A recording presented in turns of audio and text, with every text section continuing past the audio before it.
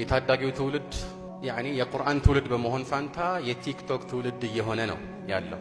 እንዲህ አይነት ነገሮች ደግሞ አእምሮን ይሰርቃሉ። ሆን ተብለው ጊዜን ለማጥፋት የተዘጋጁ ናቸው። ማለት ሰዎች ከእንዲህ አይነት እይታ ራሳቸውን እንዳያርቁ ሱስ ውስጥ እንዲገቡ በሚያመች መልኩ ተቆራርጠው የተዘጋጁ ናቸው። እኔ እስከማውቀው ድረስ ለምሳሌ ቲክቶክ የሚባለው ነገር አጫጭር ቪዲዮዎች የሚለቀቁበት ነው አይደለም? ያ ማለት ረጅም ቪዲዮውን አንድ ሰው ሲያይ አሁን ረጅም አይቻለሁ እስቲ ይበቃኛል ብሎ ሌላ ረጅም ለመጀመር አያስብም። ቶሎ ወደ ሌላ ስራ ሊገባ ይችላል። ግን ከሱ ይልቅ አጫጭር ቪዲዮዎችን አንድ ሰው ካሁን አቆማለሁ እያለ 1 ሰዓት 2 ሰዓት 3 ሰዓት ድረስ እዛው ይሄን ነገር እያየ ወይም በዚህ ላይ ያፈጠጠ እንዲቀጥል የሚያደርግ ስልት ነው። ለምን?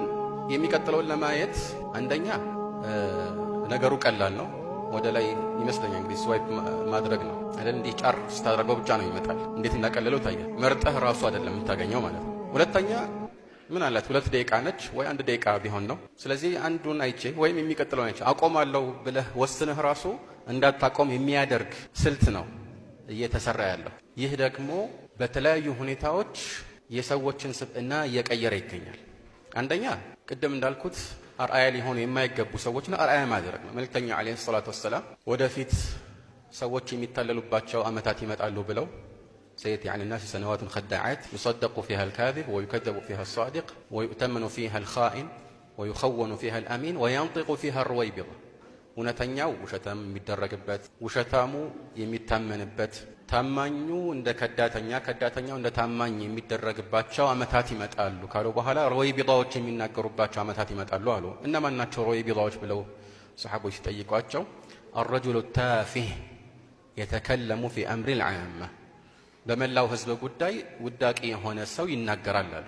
አንዳንድ ጊዜ የሚናገሩበት ርዕስ ራሱ ምንም ሰዎችን የማይመለከት ግን ሰው ልክ እንደ ትልቁም ነገር ራፉን ከፍቶ እንዲመለከት የሚደረግበት ሁኔታ ላይ እንገኛለን። ስለ ራሳቸው ህይወት እንደዚህ ያደረኩኝ እንዲህ ያደረኩኝ እከሌ ላይ ፕራንክ ሰራሁበት እያሉ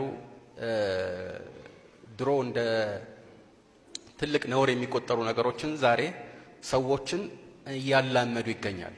ያ ሁሉ ደግሞ የመጣው ከምዕራባውያን ነው። ማለት እንዲሁ ኮፒ ፔስት ነው የሚደረገው። ጭፍን ተከታይነት ማለት ነው።